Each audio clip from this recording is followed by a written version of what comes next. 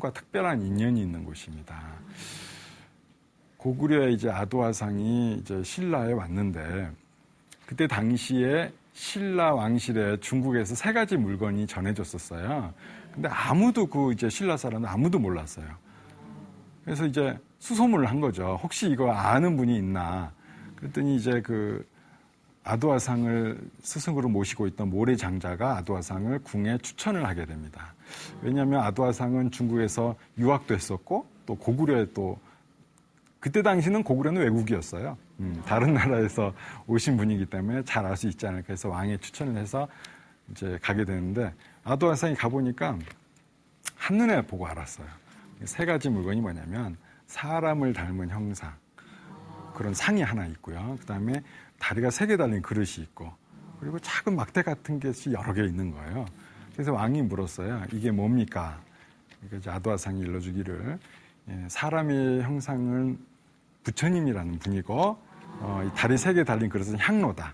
그리고 요거 막대같이 생긴 건 향인데 불을 피우면 기이한 향이 난다. 향로에 향을 피워서 부처님께 기도를 하면 모든 소원이 이루어집니다라고 해서 처음으로 신라에 향을 알게 하신 분입니다.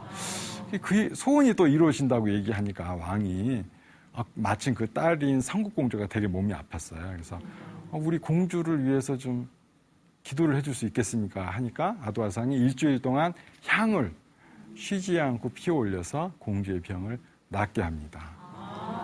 그래서 그 이후로 우리 도리사에는 아도화상, 저희 절에 가면 이제 아도화상 동상이 있거든요.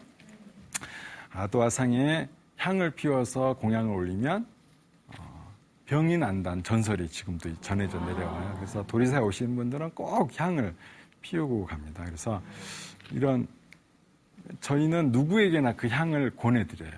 도리사에 오시는 분들한테 한번 피워서 가시라. 그러면 가까운 분 중에 또 아픈 분들을 위해서 그런 빨리 낫도록 소원도 빌고 또 불교의 그 향기로운 향도 피워 올림을 통해서 그 향을 한번 또 느껴보기도 하고 그런 감각기관을 통해서 느껴보면 훨씬 감동이 더 커지거든요. 그렇게 하고 있습니다. 그리고 그 다음에 미죠, 미. 색성향, 미는 맛입니다. 요새 우리 사찰 음식 비구니 스님들께서 많이 하시잖아요. 네. 사실 알려진 지가 얼마 안 됐죠? 네. 이게 아주 지금 알려졌는데 아주 건강식으로 알려졌단 말이죠. 그래서 이런 것도 누구나 좀 경험해 볼 수 있고 누구나 맛볼 수 있게끔 기회를 또 준비 중에 있고요. 또 저희 절에서는 이번에 전통 찻집하고 카페를 차렸어요. 돈 벌려고 차린 건 아니고. 네. 오시는 분들이 보면 1시간 이상을 머무르지 않고 가세요. 이 아름다운 그 도량에 너무 짧은 시간 머물러 있는 거죠. 그래서 머물러 있는 공간과 장소를 주기 위해서 그걸 찻집을 마련하고 했더니 너무 좋아요. 너무 좋아하고 그리고 절에 이제 오면 약간 낯설은 분들도 있잖아요. 어디 가 있어야 될지도 모르고 눈치 보이기도 하고. 근데 찻값 내고 찻잔을 딱 드는 순간 그분이 앉은 자리는 이제 당신 자리예요. 누구에게도 방해받지 않는. 굉장히 편안해 하시더라고 오히려. 그래서 더 당당하시고 그래서 그렇게 느껴볼 수 있는 또 맛으로도 느껴볼 수 있는 것도 준비하고 있고요. 그리고 이제 촉은 느낌이죠. 저는 이 불교 절에 오면 느낌으로도 많은 것을 가져가야 된다고 생각해요. 그러니까 많은 걸 만져봤으면 싶어요. 법당에 오르는 돌계단도 한번 맨날 우리가 발로만 딛잖아요. 한번 만져보고 거기에 다 염원이 깃들어 있거든요. 계단의 숫자는 뭐 한 108계단도 있겠고 그런 번뇌를 상징하는 돌계단도 만져보고 또 이렇게 법당의 기둥도 한번 만져보고 담벼락도 만져보고 이끼가 낀 돌도 만져보고 그러면 거기에는 다 느낌이 다르고 그것마다 또 다 이야기가 담겨 있거든요.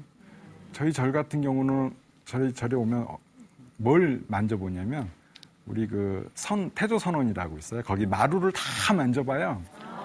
마루 왜 만져보냐면 고려 말에 야은 길제 선생이 저희 도리사에서 10살 때 들어와서 13살까지 공부를 했던 기록이 있어요. 그러니까 글 공부를 도리사에서 터득한 겁니다. 그래서 이제 서울로 가서 장원급제 해가지고 고려의 훌륭한 유학자로 이제 성장하시게 되는 거죠. 그 이후에 조선시대 사림의 대부분은 길제 선생의 후손들이 많았습니다. 영남 사림의 대부분은 길제 선생 후손들이에요. 그래서 그 옛날 조선시대에 이런 얘기가 있었어요. 조선 인재의 반은 영남에서 나고 영남 인재의 반은 선산에서 난다고 그랬어요. 저희가 있는 곳이 선산이거든요, 도리사가. 그래서 그분들이 과거 시험 보러 가기 전에 꼭 도리사에 들렀었어요. 왜냐하면 길제 선생의 유적지도 한번 보고 또 거기 들르면 공부도 잘 된다 해서 시험도 잘 붙도록 부처님께 기도도 하고 해서 이제 올라가는 거죠. 그리고 이제 근래에는 성처 스님도 또 그곳에서 정진도 하셨고 또 그 방에서 공부해갖고 또 검찰총장까지 하신 분도 계시고 그 얘기가 전해져가지고 이시철이 가까울수록 자꾸 누가 와가지고 마루를 만지고 그 마루를 만지면 시험이 꼭 합격한다더라 이런 전설이 있어가지고 이렇게 촉감까지 총 5가지의 느낌으로 불교를 알아간다면 이제 오감으로 느끼면 온몸으로 느끼는 거예요. 그러면 이제 뭐 말로만 배운 거, 눈으로만 본 거보다는 훨씬 더 감동이 더 커지고 사람들의 기억에 오래 남을 수 있을 것입니다. 그래서 제가 하는 것들은 불교 문화에 대한 소통과 공감의 일환으로 그런 오감으로 느낄 수 있게끔 여러 프로그램들을 준비 중에 있는 것이고요. 국제 구호 현장도 똑같이 소통과 공감, 이것은 정말 어느 위치, 어느 자리에서나 꼭 필요한 것입니다. 가장 소중한 가치입니다. 아이고, 말씀 듣다 보니까 네. 도리사 꼭 한번 찾아가 보고 싶어지는데요. 사실 우리나라 뭐 여기저기 이렇게 사찰들이 워낙 많다 보니까 많이 이제 접해볼 수가 있는데 나중에 솔직히 기억을 했을 경우에는요, 뭐 사찰 이름이라든지 뭐 특징 또 이런 사찰 풍경 같은 게 막 이렇게 좀 잘 기억이 안 나는 경우도 종종 있거든요. 하지만 이렇게 도리사처럼 오감을 다 써서 느끼고 온다면 훗날 이제 도리사를 기억을 했을 때 한 가지는 반드시 기억이 남지 않을까 이런 생각이 들었습니다. 선생님 이렇게 귀한 걸음 해주신 김에 요즘 또 이렇게 뭐 취업을 또 이제 잡기도 힘들고 또 많이 이렇게 움츠러든 젊은 분들한테 좀 좋은 끝으로 한 말씀 더 부탁을 드릴게요. 네. 요새 제가 절에서 반야신경을 강의하고 있거든요. 그럼 이제 그 주제는 공이라는 주제예요. 공은 이제 비어있음을 뜻하거든요. 근데 그걸 해석이 되게 여러 가지가 될 수 있는데 비어있음은 곧 정해져 있지 않다는 걸 의미해요. 그래서 우리의 삶이 좌절하는 분들은 대부분 내가 무엇을 할 수 있을까라는 자신의 삶을 미리부터 한정지었기 때문에 좌절을 하는 것이거든요. 하지만 부처님의 가르침으로 보면 이 세상은 공합니다. 정해져 있지 않아요. 그래서 무엇이든 될 수가 있는 거죠. 우리가 이제 해외에 나가보면 아무런 인연이 없다면 어떻게 되겠어요? 굶어 죽거든요. 왜? 누구에게도 밥을 얻어먹을 수 없으니까. 근데 해외 나가서 굶어 죽지 않아요. 잘 살 수 있어요. 내가 아무런 인연도 없는데도 나가보면 사람들을 다 만나요. 왜? 우리는 이미 수많은 전생을 겪었고 윤회를 해왔습니다. 그래서 전 세계에 여러분을 기다리는 인연들은 가득 있어요. 내가 안 갔기 때문에 그런 것일 뿐이지. 그래서 여러분들이 활동할 수 있는 세상은 너무나 크고 여러분들이 가진 역량과 또 기회는 너무나 많습니다. 그래서 좌절하지 마시고 무엇이든 도전하시기를 바라겠습니다. 그리고 절에 이런 얘기가 있어요. 춘소설 득매화라. 이게 뭐냐면 매화꽃을 보려거든 이른 봄에 눈을 쓸어라는 뜻입니다. 노력 없이는 어떤 결과물도 얻을 수가 없어요. 우리가 이제 봄에 제일 일찍 피는 꽃이 매화꽃이잖아요.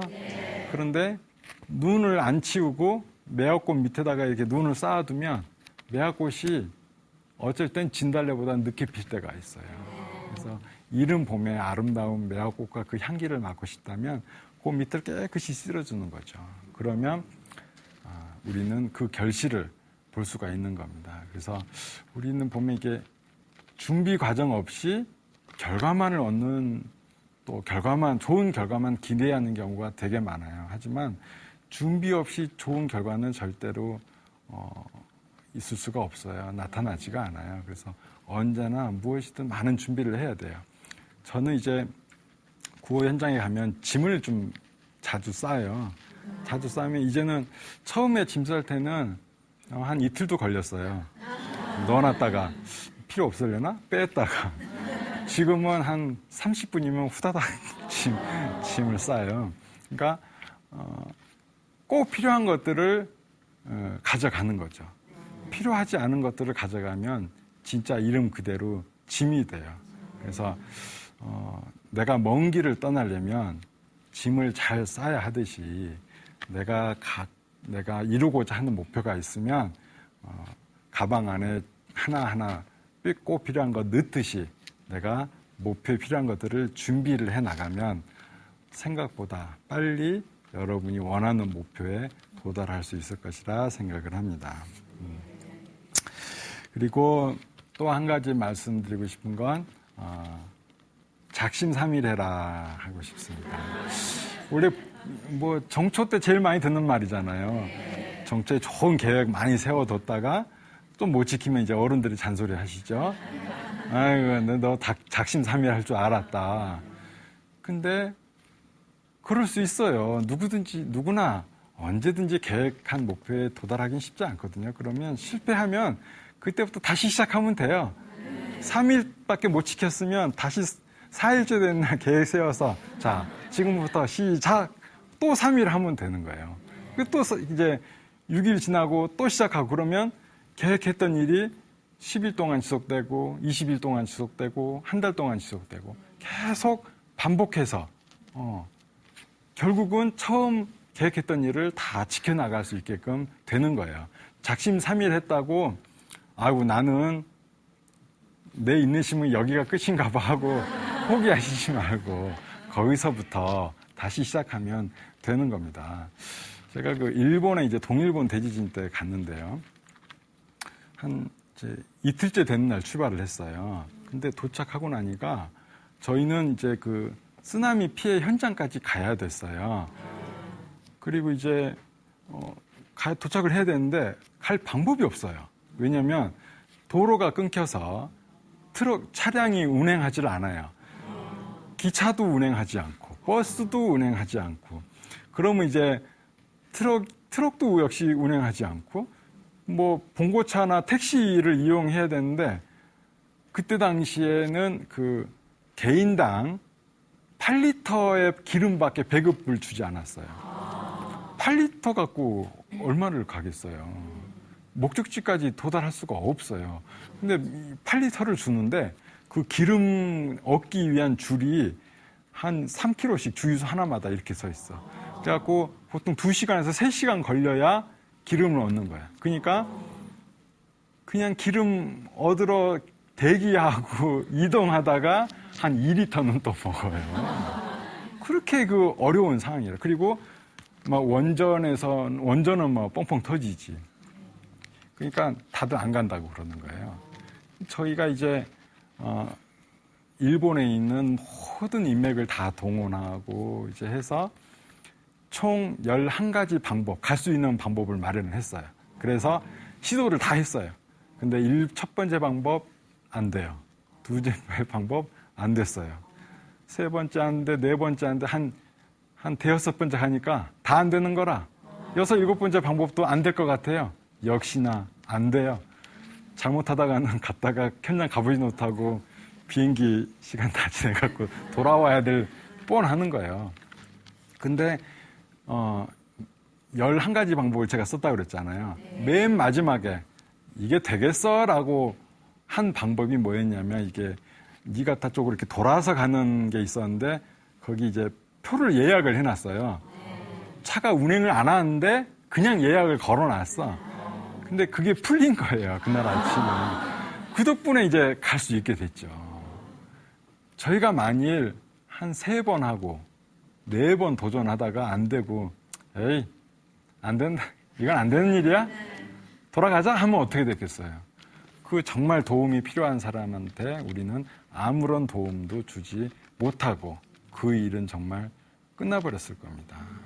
그래서 저는 11번째 도전을 만에 성공했다는 건 10번의 실패를 겪었다는 거예요. 10번의 실패. 그래서 언제나 실패는 안고 가는 겁니다. 실패 안 하려고 하지 마세요. 세상에 실패 안 하는 사람은 없어요. 우리가 수도 없이 넘어져 봤기 때문에 이제 잘 안 넘어지는 거예요. 우리가 만일 넘어지지 않았던 사람이라면 지금도 우리는 넘어지고 있을 거예요. 그래서 좌절을 친구처럼 그냥 안고 살아가는 것이 내 삶의 희망과 미래를 열어주는 좋은 길입니다. 언제나 멈추지 말고 도전하시면 되겠습니다. 그리고 언제나 작심삼일하세요. 네. 오늘 스님 말씀 듣고 취직도 안 되고 이렇게 일이 안 풀리나 이렇게 많이 또 힘들어하시는 분들께서도 정말 자신감을 갖고 세상 속으로 다시 한번 나갈 수 있는 이런 용기를 내어보셨으면 좋겠습니다. 다시 한번 또 이렇게 좋은 말씀 들려주신 우리 묘장 스님께 여러분 큰 박수 한번 보내주시기 바랍니다.